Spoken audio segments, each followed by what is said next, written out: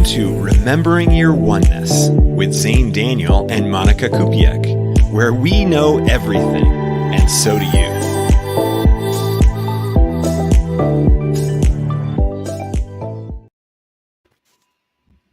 Hello. Aloha. I love How our is intro. everybody? I love that intro song. It always makes me just sway a Nice. little bit. Yeah, it's got pep, it's got upliftingness to it. Like, we're here to have a good time and to inspire people to have better lives. Yes, Yeah. I like that. So for those who are joining us, hello, welcome. Say hello to us because we like to be greeted. And in your in your greeting, tell us something about yourself. Tell us what you've been dealing with, struggling with, suffering from, or tell us about how amazing your life has been recently and why it's been amazing. Share, because we like to hear that sort of thing. Because, you know, we need that inspiration, or we need to inspire you. What's one or the other? I actually recently made a TikTok not that long ago where I asked people to write one word that describes how they feel right now.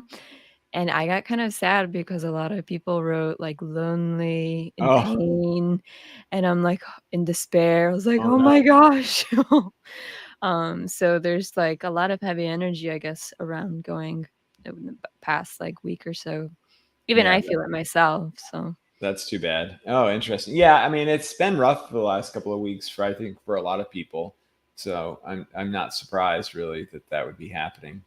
Yeah, and then you had your topic come up too, because you haven't had this topic in a while. Yeah, the guilt and shame topic. Yeah, I was trying to remember. I didn't go through all my past videos to see if I had done guilt and shame before, but guilt and shame, it came up because I was working with a client who had that, and so we went through a few of that. We went through a few things, and you know how it always goes. It's kind of fun because every time I work with someone and they bring up a topic, even if I've already talked about it before, a lot of times new things come through. And so when I was talking to him and helping him, I realized, oh, you know what? This could make a good video. Because here's one of the things that he had an epiphany when I said it. It was, you know, he's kind of beating himself up a lot, and that's what shame and guilt is. You know, you feel guilty about doing something or wronging someone or whatever, and he was feeling really low about it. And I finally just said, you know, you feel guilt and shame because you care. Like you didn't want to do the thing that hurt someone. You didn't want to do something that wronged someone or put yourself in a bad situation or whatever. You care. And so this emotion is based on your own love and care for others. So from that standpoint, at the very least, you don't maybe have to beat yourself up so much for having it, because it means that you love. Too hard? Or well, I mean, that's a judgment statement, right? Too hard, whatever that is. But yeah, I mean, it's like it's referring to something that happened in the past, right? So it is a past-based emotion. You can't be guilty about something that hasn't happened yet. That doesn't make any sense. So from that standpoint, it's more of a looking back and being regretful about something that happened. So you know, it isn't as healthy of an emotion because there's nothing that can really be done about it. You can maybe, you know, apologize and do things like that, but still, if you still feel it even after an apology, or even after somebody said that it's okay, you don't have to feel that way, then it's a burden from a past situation that you maybe can't do anything about from a logical standpoint, a problem solving standpoint.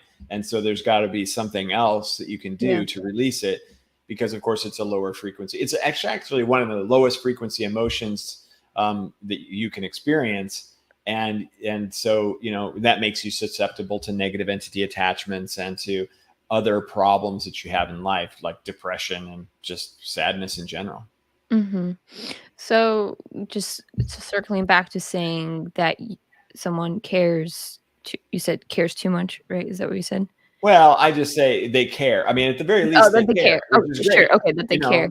Yeah. Yeah. So would that sense of caring, however they care for someone, would you say it's like almost not like impure, but there's like an attachment caused to that care, which is Yeah. why then it results to a shame or guilt? Right. Because I think, Yes. right? Yeah. Yeah, because it's an attachment to a Attachment. particular result, right? Like, so you did the thing that you're shameful or guilty about. You wished you hadn't have because you are attached to the reverse thing happening. Mhm. So if you did something where you made some sort of rude comment or something, and you upset someone else, you're attached to the idea that boy, if I hadn't said anything, that would have been a fine interaction and everything would have been great. So I'm Mhm. attached to a good result as opposed to being okay with whatever happens. Mhm. Well, it's also like not, I mean, I know we already said judgment, but there's also like assumption involved into this too. Like you're building up assumptions about something and then your assumption didn't go as planned, which is why the shame and the guilt kind of Oh yeah. Yeah, trails there's on as well. right. There's many cases that, where you could think that, oh, I'm going to say this amazing thing right now and it's going to be Mhm. fantastic. Everybody's going to love it. And then you say it and everybody hates you. Like what? I assumed that what I was doing was great, but it turns out that it wasn't.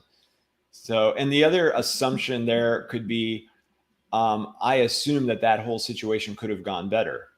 There's Mm. no way for you to know whether it could have gone better if you hadn't done the thing. Maybe you doing the thing made things go better than they would have ever gone, but it sure doesn't feel like it because you feel horrible about the thing.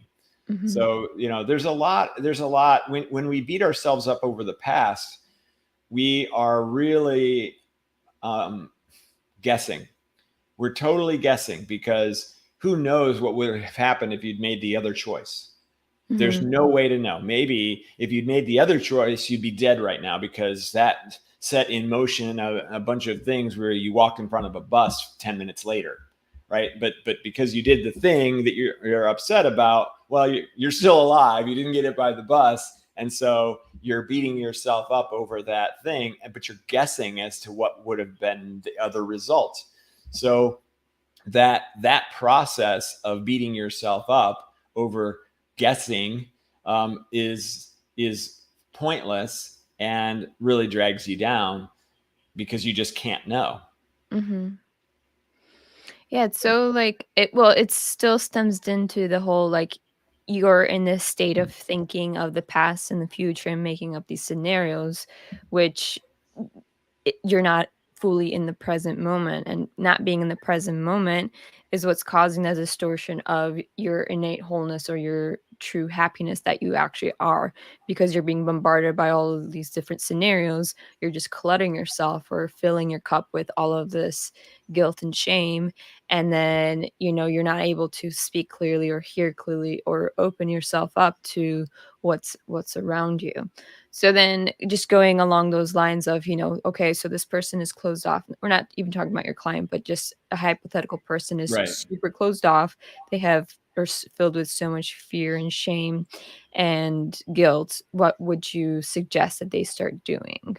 Right. Well, it's first there's like the logical approach and then there's the energy approach. So the logical approach is to say you can't possibly know what would have been the other result. You are all a part of this crazy earth experience where we we are all one and everything that happens is divine.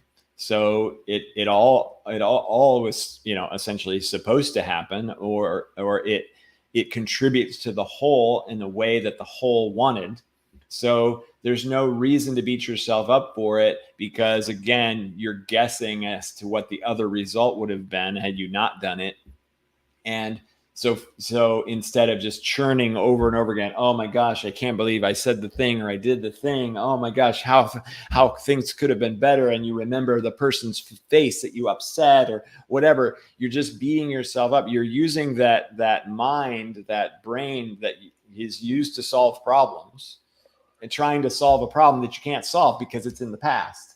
Yeah. So to go into an acceptance and a faith and a trust that the all wanted you to say that thing.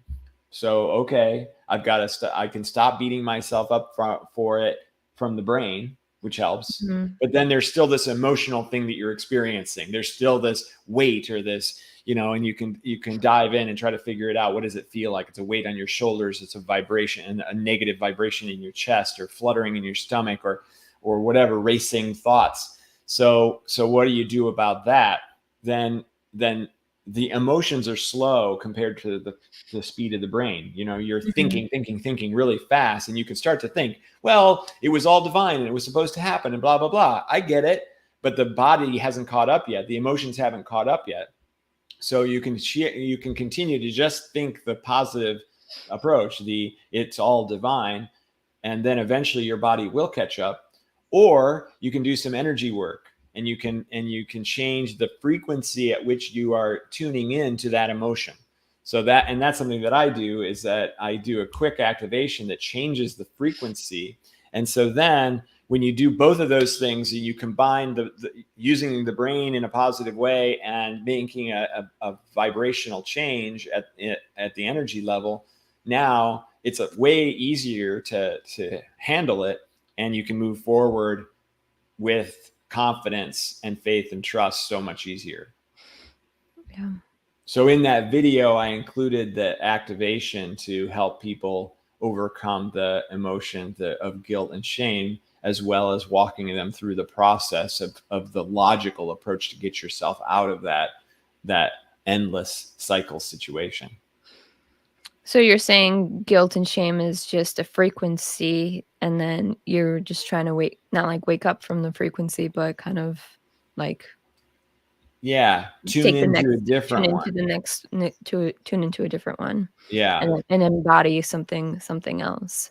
Yeah. So it's been really cool because one of the energy healing modalities that I've discovered, after I had discovered the main one that I do, was this emotional retuning thing. Mm-hmm. And it's like a pill. Like if you're angry and you need to take an angry pill, and then you're not angry anymore. If you have fear and worry and anxiety and nervousness, you take a nervousness pill, and now you don't have nervousness anymore.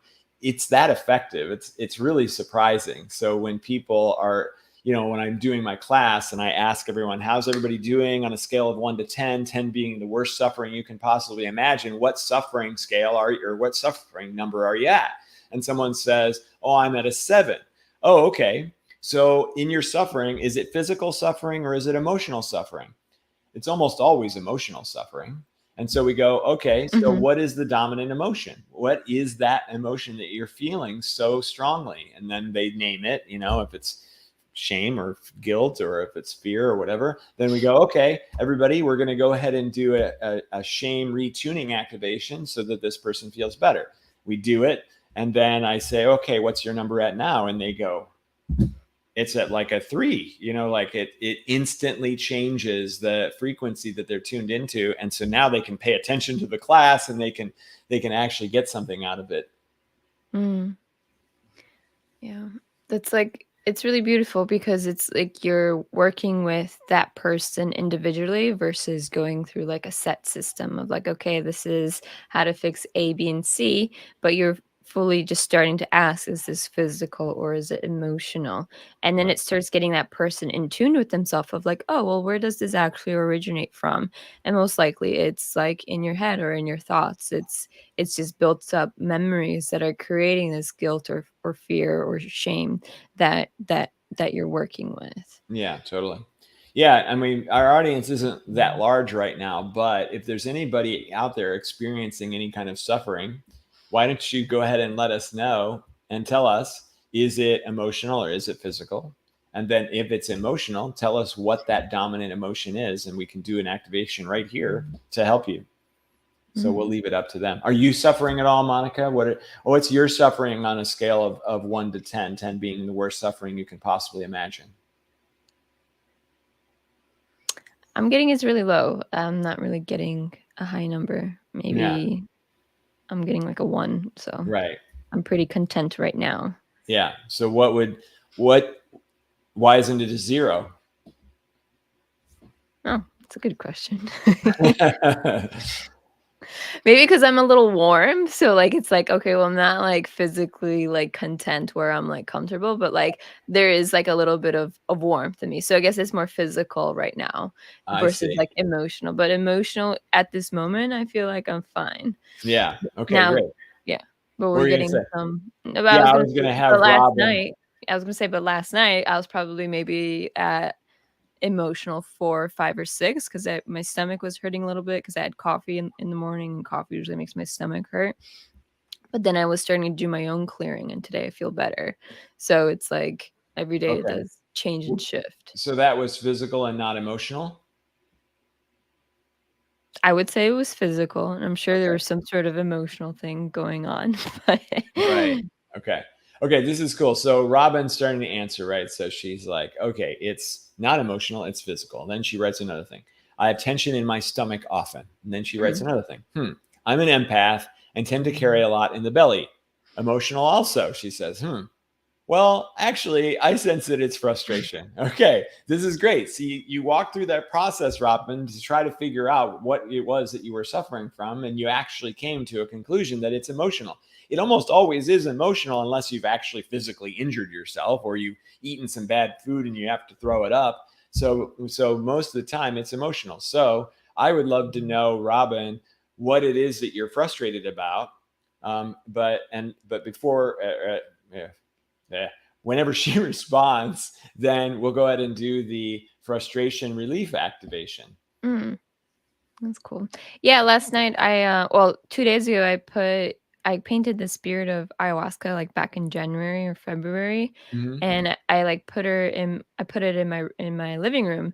And ayahuasca is a very purging energy of just releasing what no longer serves you. And I cleaned out my whole living room. Like I had tons of painting supplies everywhere on the floor. Like you could barely even walk through it. And in the evening, it was like not like crystal clear, but like I have a living room now. Like I can do yoga, there's space. Nice. But that stomach or having that coffee probably helped activate all of these senses of like, okay, we need to release stuff. Like I never vomited, but it totally felt like I needed to vomit. And I was like, just joking to myself, like I probably should vomit because then like this ayahuasca energy that's in this house is just like fully Right. going to activate in me. Totally. So you didn't though? No, I didn't. No, no. Okay. I wasn't going to shove my fingers down my throat just to force something out. No, that's not great. Okay. So then Robin says that she feels like she takes on others' problems more than her own. Yes, that makes sense. So are you frustrated over the fact that you take on others' problems, or did you take on someone's frustration? That's what I want to know. And then she says, I'm not off. And then she said, on, hee hee. So I'm not off. Okay. She says, yes. I asked it, yes. Okay. She's saying both, that she's frustrated that she takes on others' emotions and she took on frustration. Okay. All right, cool. And hi, Adele. We're going to do a little activation here where we're going to remove frustration, the emotion and frustration, not really remove it. We're going to retune it so that feeling of frustration is usually lessened. That's usually the experience, the effect. You still might have, you might be still tuned into the emotion frustration, but it'll be so subtle that you probably won't even notice it. And then you can observe it with more of a logical perspective or just like a more aware perspective, I want to say. Okay, so everybody go ahead and close your eyes and take a nice big deep breath and relax as best you can. And so what we're going to do is we're going to retune the frustration emotion in anybody who's participating in this. If you're not really feeling frustrated right now, you might not notice that much of a difference because this is very targeted. But how this works is I'm going to say breath in. When I do, you'll take a nice big deep breath. You'll hold it at the top and you'll wait for me to make an explosive sound, and then you can exhale. So retuning the emotion frustration. Breath in.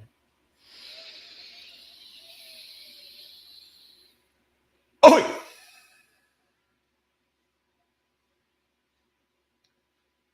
Okay. All right. I'm still kind of feeling the feedback from that. So when you're ready, you can open your eyes. And Robin's already feeling lighter. Booyah. But yeah, let me know what you experienced. So that is the retuning of the frustration, the emotion frustration. And I have all of these emotional retuning activations on my website. So, you can download the frustration one, or you can download the anger one, or the impatient one, or whatever. Yeah, she said it was powerful. That was like a trance, lots of chills. Yeah, lots of chills. Awesome. Yay, Robin. I'm happy for you. And so I'll just put that my website in here. So if you go to that, you can. It's showing up for everyone. I hope so. It's XaneDaniel.com, and if you go to that, then you can download those activations. And so what I would say is, when you use those activations, you don't want to use them necessarily unless you're experiencing that emotion. So if you were experiencing frustration or you weren't experiencing anything, then it's not going to really do much. But if you are feeling that emotion at that time, then it's going to work really well. Wow. She's still going through it. Big release, very emotional. Fantastic, Robin. I'm so happy to hear that. I feel like we need like a list of different emotions and then just like pick and choose like out of a menu. Yeah. I have this, and this. Right. Yep. Exactly. Yeah, it's really cool. And, it is, that's why I say it's like a pill. You forget that, the people in my class often kind of forget that they have these all available to them. So if you join one of my classes, you just get them all. And so they'll forget that they're actually available, and they're like, oh, dang it. Like I was so angry the other day and I never even thought about it, because we're not used to being, the first step is to recognize which emotional experience we're in. And a lot of times we just go into it and we're just like, oh my gosh, this is never going to stop, or whatever we think. We're not thinking about, wait a minute, I am angry right now, and this is what angry looks like. Oh, I'm angry right now. I should do Xane's angry retuning activation. You just don't think of it. But it will get easier and easier once they do start implementing them. Oh yeah. It's like anything that you first start, it's so easy to forget that you have this tool, but then, they'll start to implement it on a daily, or maybe not daily, but maybe weekly basis or monthly basis. But they'll catch up to like, oh, Xane has this thing I can try. Right. Yeah, it's cool because also the more you do it, the less you have to. So what you're doing is you're retraining your emotional system so that this will become your new default. So if the next time, Robin, you're frustrated, you did the frustration activation again, you would find that after maybe even 3-4 times, you might not even need to use it ever again for the rest of your life, because you've retuned to this frustration feeling, which isn't too bad. So it's pretty cool like that. Yeah. It's her birthday tomorrow, so happy early birthday, Robin. Yeah, happy birthday, Robin. What's the technique called? I had this up there. Well, it's my own modality. I don't know. I just call it an emotional retuning activation. It's not one that's trained by anybody, like Psych K or Reiki or something like that. So a lot of when you really get into it and figure out what your spiritual gifts are, they're unique to you. And every once in a while you get one that you can train others to do. But for the most part, you're here to perform those healings. And so to open yourself up to whatever it might be. And so it's funny because Monika and I, we were just talking about Reiki before we went live. And, one of my mentors explained, don't learn other people's modalities because it could get in the way of you being able to discover your own. And that's what you're really here to do. Yeah. And by taking your activation, it then helps someone remember more of themselves because that frustration or that other emotion isn't blocking the way of then receiving or doing what it is you're supposed to be doing. It's like you've eliminated one thing out of your checklist, and then now you have so much free space. So it's like you're just opening that window of not like opportunity, but that window of energy to flow in more. Or now through this frustration being gone from Robin, she's able to see something differently that she hasn't seen because the frustration was just blocking the vision of a certain thing she's supposed to do next. Perfectly said. And I definitely want Robin now to take a look at her frustration experience and see if there's anything she can learn about it, because now's the perfect time, because you have an all new perspective on that frustration. And so you might be able to discover some things in that process. Mm-hmm. All right, Roman. It's a good question. You notice the guilt and shame is at the bottom of the very vibrational, maybe even I meant to say the very bottom of the vibrational frequency chart, which is completely true. Why do you think that is? I don't know why it would be, because the emotional frequency chart, it's cool. It was, it's actually called the Map of Consciousness, and it was created by David R. Hawkins, who did experimentation. He's not just a spiritual person. He did experimentation measuring the vibrational energy that people experienced when they had different emotional experiences. And he just wrote down what he found. And what he found was that shame and guilt were at the very bottom of the list. And so, it is self-destructive. So it would make sense from that standpoint that it would be at the bottom. But, I don't know exactly, because fear is very close to the bottom as well.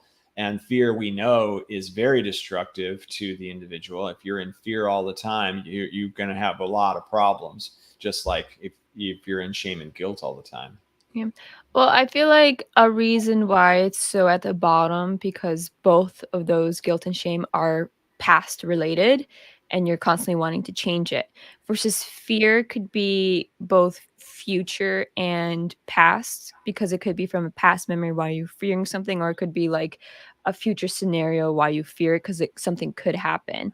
But guilt and shame are both past related, so why maybe it could be at that very lower tier. Well, generally fear is actually only about the future. Yeah, you could have a past experience that makes you fear a similar scenario might occur, but you cannot be afraid of something that's already happened.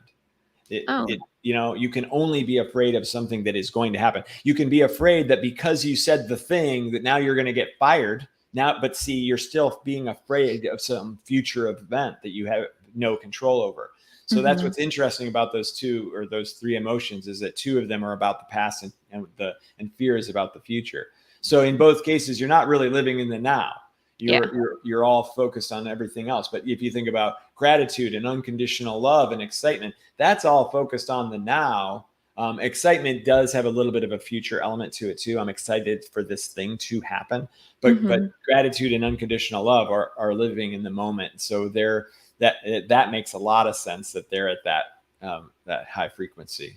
Yeah, and then I guess since fear is in the future tense, like future still can be changed. So that's probably why it's not lower than guilt and shame, because those things have already happened. That's an interesting perspective. Yeah, I like that. That makes sense to me. And again, the fear thing it's our human avoidance of death.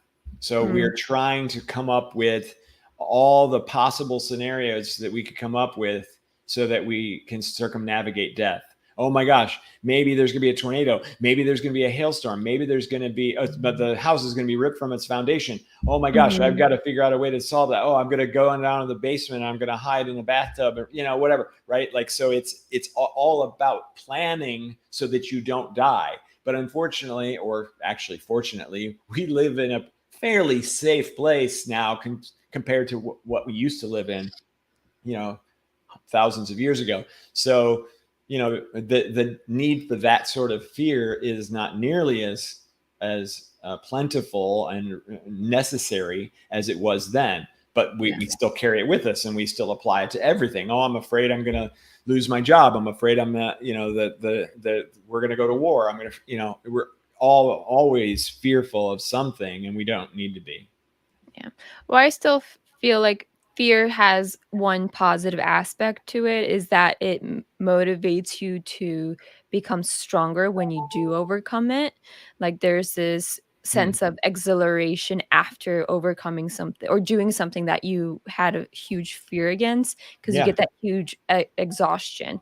Versus guilt and shame, it's really hard to get that reaction because there's nothing physical that you are able to do to overcome it, unless you're communicating with someone that caused some sort of guilt or shame. But sometimes it's rare because it could be of a passing of someone, and then it's harder to get that closure for something. So I feel like fear still has like maybe a slightly higher vibration because of possibly the end result turning into that huge like release, or that huge like aha moment, or next realization that helps you get stronger. Or the circumnavigation of death, right? Like, I didn't die. Yay! That's big sigh of relief. Like, oh, this wasn't so bad after that boulder missed. Yay! Yeah. Well, when I think of fear, I always relate it back to like Batman. Like, Batman became what he feared. Like, he feared bats and he became it. And then he started his sole purpose type of thing. Right. So like, that was always my go-getter. Like, if I'm scared of like heights or something and I'm on a ridge, I'm like, if I do this, I know I'm going to be stronger, and like, I can overcome this type of thing. Yeah, for sure. Yeah, one of the things that I talk about too with fear is so funny because fear is a prediction of the future. And I always say, how good are we at predicting the future? Like, we're freaking terrible at it. If we were any good at it all, we'd all be Bitcoin billionaires at this point. So, relying on our terrible prediction of the future to make ourselves miserable is a big waste of time, energy, and effort and imagination. But another thing that's really funny is that the less likely that something is to happen, the more we fear it. So here's an example. Let's say that you were working in a corporate environment and your boss came to you and he said, okay, in 2 weeks, there's going to be a layoff, and you're probably not going to get laid off. There's probably like a 5% chance that you're going to get laid off. What are you going to do? Are you going to say like, oh, good, I'm safe? Or are you going to be like, uh-oh, the 5%, like, oh my God, I'm afraid I'm going to get fired. Like, oh, this sucks. And if he came to you and he said, okay, there's a layoff, and there's a 5% chance that you're not going to get fired. You're on the list right now, but something could come up. Well, are you sitting there going, are you afraid you're going to get fired? Oh no, I'm afraid. No, you're like, I'm going to get fired, right? Like, there's no doubt about it. I am not going to count on that 5% at all. Now, what do? You start fearing that you're going to lose your house or lose your car or not be able to get another job or whatever else is going to happen as a result of this. You're no longer afraid of getting fired. The only way you're afraid that you're going to get fired is when you think that maybe you're not. So isn't that interesting how that like reverse psychology happens? Yeah. Well, I mean, I can relate to that because when COVID happened, like, we were all we all were fearing like, oh, are we all going to lose our job? Like, what's going to happen? And then one after the other, like, people got laid off, and then I started working from home, and then they completely let me go. And then I was kind of like in that like fear base of like, oh, well, now what type of thing. And I just came to a realization of like, let me just surrender to this. And I realized all this time just opened up because I finally had time off. And I took that time to paint, and then painting led to my new career that I currently have. So it's like when you surrender into that fear-based mode, so much more can open up if you truly let yourself, know that you're much more higher than this fear that keeps bubbling up in you. Or there's like a sentence I need to say, but I can't think of it right now. It's just that it's like your fear is like this bubble, and then you already know you're outside of this bubble, but you keep putting yourself in this bubble. But it's like your higher self is already be like, hey, we're already out of this bubble, but you're still like in here. Like, just take some time to surrender into it, and then you're able to come out of it. And obviously that's easier said than done, but like it happened to me. It happened to me. Yeah. Well, and again, the fear relief activation or the fear retuning activation would help with that. But also, we manifest. We're very powerful manifestors. So we can easily manifest the thing that we don't want because we're so focused on it. I'm so afraid I'm going to get fired. And then you behave strangely at work to set yourself up to be fired, and you don't even realize it. So, there's so many different things that can happen when you focus in on the negative result. You can, what's the word I want to use here? Like force the negative result to occur. Yeah.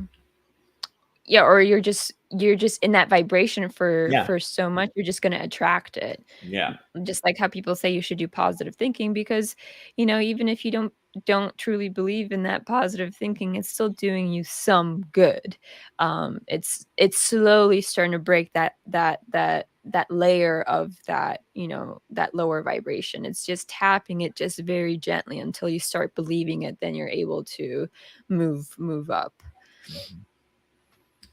Yeah, I was working with another client one time who had this horrible shame feeling. He was like a little kid, and he had some sort of weird sexual thing where he like exposed himself to the neighbor kid or something, and he just felt horrible about it. And I don't remember the details, and I don't need to go into them even if I did.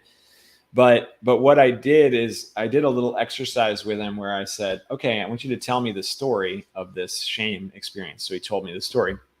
And then I said, okay, I want you to tell me the story again. And he was like, okay. And he told me the story again. I said, now I want you to tell it again. And he's going, okay, how long are we going to do this? Until I say so. So he just started telling me the story. And then I said, okay, what I'm going to do now is I'm going to ask you to tell me the story, but, I want to know, what did you have for breakfast this morning? And he goes like, I don't, he had like grapes and something silly, right? Like I had grapes and cream cheese or something dumb. So I go, okay, so here's what I want you to do. You're going to tell me the whole story. And then at the end, you're going to say what you had for breakfast this morning. So he tells me the whole story, and he gets done and he says, and I had grapes and cream cheese for breakfast. He's like, this is weird. What are you doing? And I was like, do it again. And so he did it again. And finally, like the third or fourth time through, he said this whole shame story. And then he said, and then I had grapes and cream cheese for breakfast. And he started laughing like crazy. He was like laughing so hard he was crying. And he finally said, I've never laughed about that shameful experience. I've never allowed myself to actually laugh about it. And he had a huge breakthrough because he finally realized that whatever he did was the same as eating grapes and cream cheese for breakfast. It was just an action that happened, and there was nothing more than that. And that totally shook him out of his shame experience. Yeah. There's this, that's awesome. There's this one like practice that I do where someone repeats a memory or whatever they're going through within their body, and then I repeat it back to them. And by someone hearing the same words that they've been thinking, it slowly starts to rewire what that thought actually is, or what that emotion actually is, because it's not that big of a deal when you hear it through someone else. I once started doing a thing where if you want to vent to someone, you should just voice message yourself and then just listen to it.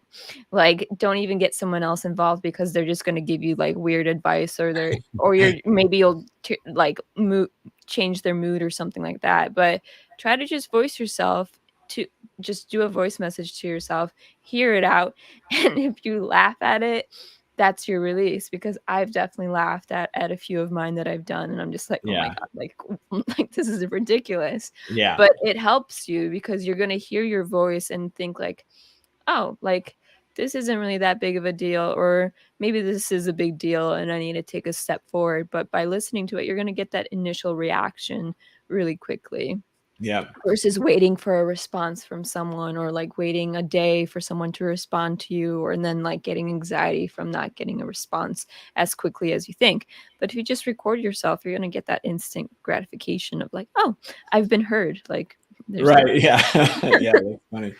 Yeah. I had another person in one of my classes was like, had a huge blockage over meditating. Like, she used to meditate and it used to go so well and all of this great stuff happened. And all of a sudden she couldn't do it anymore. And I don't remember the details of this either. And I said, okay, she told me the whole story. And I said, all right, well, what if someone had come to you and told you the story? What advice would you give them? And she's like, oh, well, I'd tell them to just keep doing it anyway, and it'll probably all work itself out. And I said, oh my gosh, you just gave yourself fantastic advice. And then, by the next week, she was back to meditating fantastically. So sometimes it just takes you to like step yourself outside of yourself, because we're so focused on me.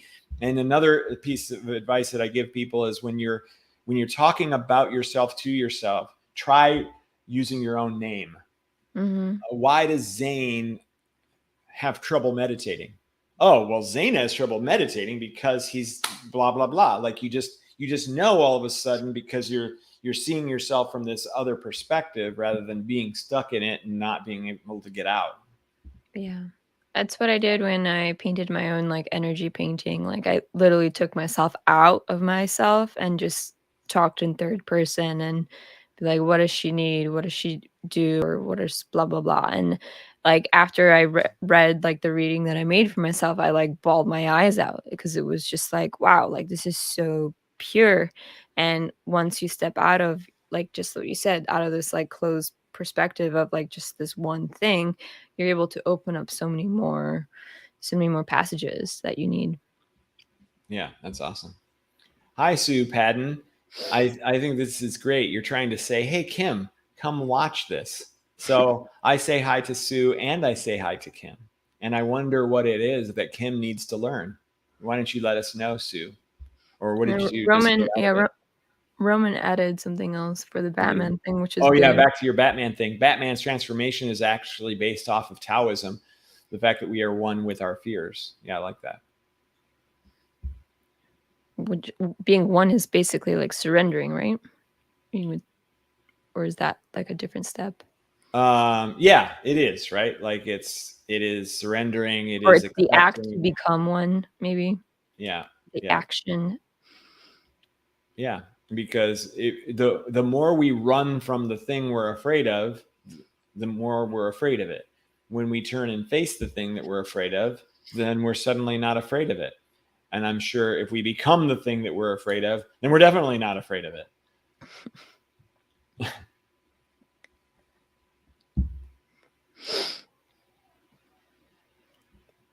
Awkward silence. Oh, I feel like you still have to like decompress of like when you like talk, because it's always like talk, and then it's just like, wow, like we just talked like some really good topics or some really good like points. Yeah, absolutely. Yeah, we did. Yeah, we both had great experience too that we shared with everybody. So hopefully everybody got something great out of it. And you know what? We can often lean on our audience to say, hey, ask us some questions. Tell us what you're going through. What is it that you're experiencing that, needs a little insight? And we can just repeat it back to you and make you solve it. So I know you asked me how my pain level from 0 to 10. Do you have one? 0 to 10? Oh, or physical? How do you feel right now? Yeah, I feel pretty good. I mean, I feel a little bit of, like I'm like a 2 maybe. I feel a little bit of unknowing. Yeah, uneasy, unknowing, I guess. Just more, there's a lot going on, right? Like we're trying to get a house or an apartment, and we're trying to figure out where we're going to live. I mean, we just got a car today, so that's a little bit better. And I know you mentioned you were hungry, so maybe that's bottling up too. I am hungry. Haven't eaten yet. It's 3:45 here. I had a cookie. That's all I've had. So yeah, so I've got a little bit of stomach discomfort. But I like to, I like to fast every once in a while. So that's not that big of a deal. That's more of a thing to say, oh, woe is me, I haven't eaten today, to get the pity from other people. So did it work? Did you feel pity for me when I said that? No, but I am sensing that we can end the show now, so that way you can go and feed yourself. Oh my gosh, I never even thought of that. That's an amazing idea. Yeah, that was the first thing that came up to my mind. I was like, you know what? Maybe we should take a break now. Yeah, it does seem like a good idea. So, here we go. We got a question. Miroslava, which is a really awesome name. Hey guys, I need to know what to do with ghosts in my mother's kitchen. All right. Okay, so now the first question I have is, are they bad ghosts? Are they good ghosts? Or are they neutral ghosts? Do they do bad things? Are they just there hanging out? Or are they actually bringing some sort of information? Are they the carriers of insight, or an opportunity to not be afraid, or things like that? So right away, before we try to get rid of them, let's understand who they are, what they're doing, and maybe see their benefit. But if they're like, putting the forks where the spoons should go, or they're taking the refrigerator and they're taking the food out and putting it on the floor to rot, okay, then maybe we got a problem here. But they make noise at night. Okay, so it keeps you up at night and keeps your mother up at night. Now we've got all kinds of questions coming in. While I wait for that answer, Remnock says, what's the effectiveness of prayer or affirmations in the practice of removing entities? And should one pray to God or imagine themselves as source as the prayer already answered? Okay. Number one, you need to recognize, know, and feel deeply that the entities are less powerful than you. You are more powerful than them. The entity situation is not at all about the entities. It's about you. So you do not want to give them any of your power, because that's why they're there. Well, it's not why they're there, but that is one of the reasons that they stick around, is because you are essentially giving them power. How do you give them power? You say, no, I'm not. I don't want to give them power. Well, if you have fear of them, if you believe that they're stronger than you, if you are frustrated, if you're fearful, if you're in shame and guilt, which is today's topic, if you're in any of those lower frequency emotions, especially about them, then you can end up creating a situation where they now have all of that energy of yours that they're using for themselves. So the first step is to recognize that you're more powerful than them, and to move away from being afraid of them, being afraid that they're going to be with you for the rest of your life, that you're never going to be able to get rid of them, that they're smarter than you, and all these different things that we do, believing that they're even stronger than your soul. So if you look at them and say, oh my gosh, I have demons, that's a terrible word, because our legend says that demons are more powerful than our souls. They're torturing our souls for all of eternity. So reframe the way that you look at them first. Look at them as harmless butterflies. Look at them as harmless bunny rabbits, right? They are nothing compared to you. That's number one step. And then instead of praying to God or imagine yourself as source, which is, kind of what I just said, right? Is first of all, the more that you want them gone, that gives them power too. So if you're sitting there going, oh my gosh, I just want these things gone, I wish they'd get rid of them, blah, blah, blah. You're giving them a lot of power. You're giving them all of your focus. You're giving them all of your anxiety. You're giving them all of this want, this desire. So to step back and to say, okay, they're here for a reason. I don't know necessarily what that reason is, but most likely that reason is to teach you something amazing, to teach you how to step into your power, to teach you how to use your spiritual gifts, to teach you these things. Maybe not how to use your spiritual gifts, but teach you that you need to raise your vibrational frequency and things like that. So there's a lot of reframing as the first steps to dealing with negative entity attachments, because they're just not more powerful than you. They're just not, and they never will be. And you'll never, I was talking to somebody about this today. When we die, we are no longer afflicted by negative entity attachments. We are everything. And so we don't even have this problem anymore. It's instantly gone. So your soul self, your multidimensional self, is more powerful than that, always. So now it's a matter of allowing yourself to believe that your 3D self is much, much bigger, much, much greater, much, much more multidimensional, and you have so much more power over them. I feel like what you just said goes in line with the ghost, acknowledging why is it here, and then asking all of those questions that you just said too. Right. Yeah, look at that. That's what Sue says too. Talk to the ghosts, acknowledge their presence, and how you're going to cohabitate together. Right. So yeah, so there's so many different ways to do this. And the first way is, and she says, I offer them food. She's not afraid. Great. That's fantastic. There is no reason to be afraid. If anything, that's pretty awesome in a weird way. Like, hey, you could make a show. You could bring the ghost Mythbusters or whatever they're called into your house. What is it? Casper the Friendly Ghost. Yes, too. Right. No, like those shows, Ghost Hunters. You could call up Ghost Hunters and say, hey, we got this. So don't look at them as something terribly bad, at least unless they are doing something that you really don't like, which, making noise in the kitchen when you're trying to sleep, that's not so great.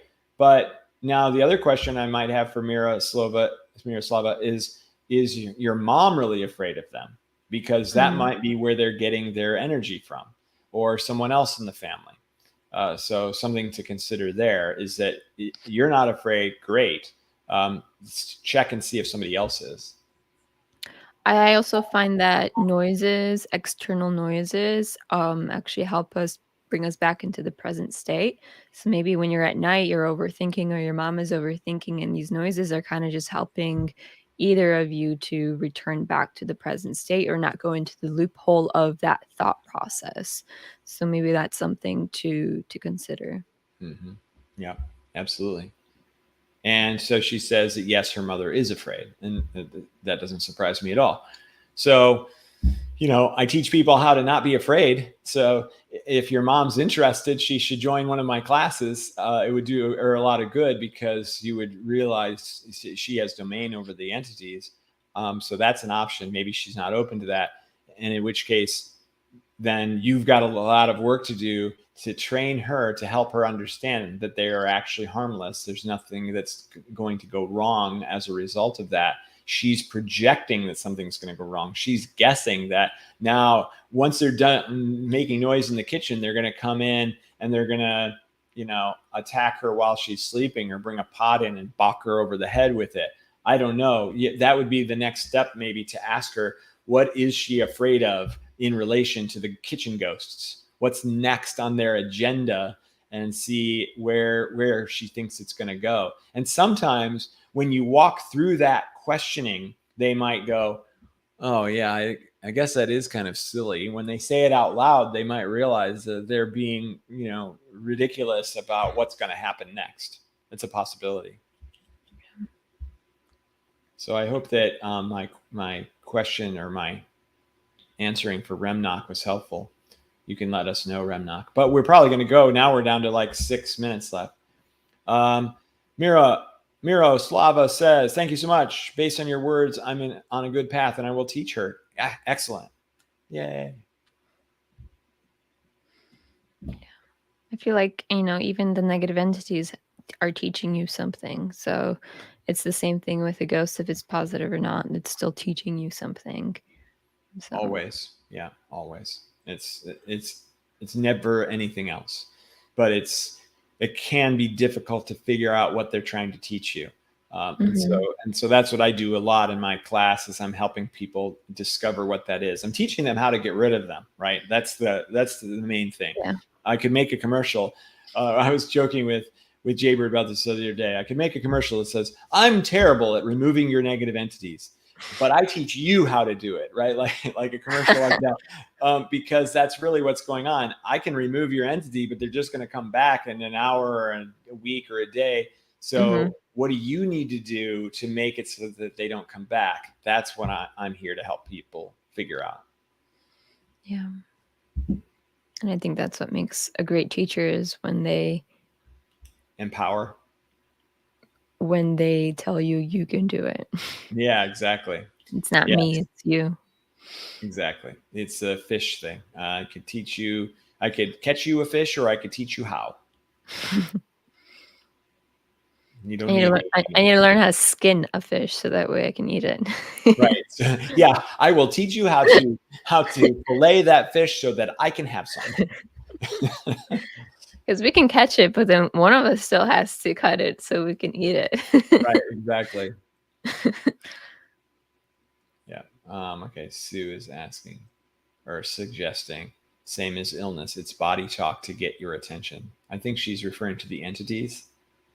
I'm not sure. Well, like if you have if you're sick or something, then your body is talking to you to get your attention. Oh, yes. Oh, yeah. Thank you. I'm glad you interpreted that correctly. I'm sure that's right. Sue, just talk to Monika. I don't know what's going on.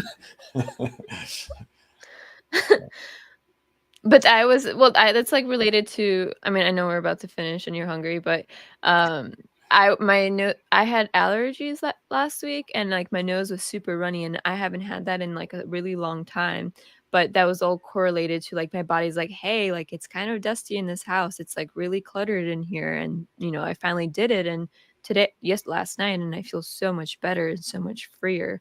So literally your body is your best teacher. And if you have that ghost in you, it's like ask your body to like, how can we cope with this ghost in here? Maybe your body's going to tell you a different action than what your thoughts are thinking of doing. Because it's a lot of it's like, oh, you're going to ask your intuition, but then you kind of forget to ask your body. Be like, hey body, what do you want to do right now with this thing? Yeah. Awesome. Yeah. And one of the ways to do that is to go into a meditative state for a moment and just say, tell me something that I don't already know as to how to resolve this situation or whatever it might be. And you might be really surprised at the information that you get. Hey, Remnock, I'm glad that it helped. Oh, he said yes. Remnock, thank you so much. And, for everybody really, oops, I was trying to turn off Remnock and I put Sue on there. So for anybody who is interested in knowing more about the classes that I teach, you can set up a call and talk about it. I'm going to go ahead and put that link in here right now. And then do you have anything you want to promote? Well, I mean, I just paint people's energy. So if you're looking for another tool or way to dive more into yourself, then I can help you physically see your soul's energy through an abstract painting or through a wave, or if there's a certain like angel or being that you're working with and you want to see them on canvas, I can activate them into a painting and you can work with them that way. Awesome. And the best way to do that is through your website, monikakupiec.com. Yep, monikakupiec.com. And then on my Instagram, you'll be able to see all the different paintings that I've done for different people. And that's at Island Awakening. But through my website, you can go to it in that way. I'm still gonna put it in here, .com/ Island Awakening. It's a good name that you got there. Island Awakening. Yeah, I came up with it like 6 years ago and stuck with it. Wow, that's great. 6, Cool. 7. It's been a while. It's been a while. Fantastic. All right, everyone. It turned out to be an hour. We tried to end early. Oh well. But the energy wanted something else. Right. Yeah. Remnock and let's see who else. Somebody else asked us a great question. Miroslava asked a great question too. So thanks, guys. We appreciate it. And I love you all unconditionally. Happy eating, everybody. All right. Bye.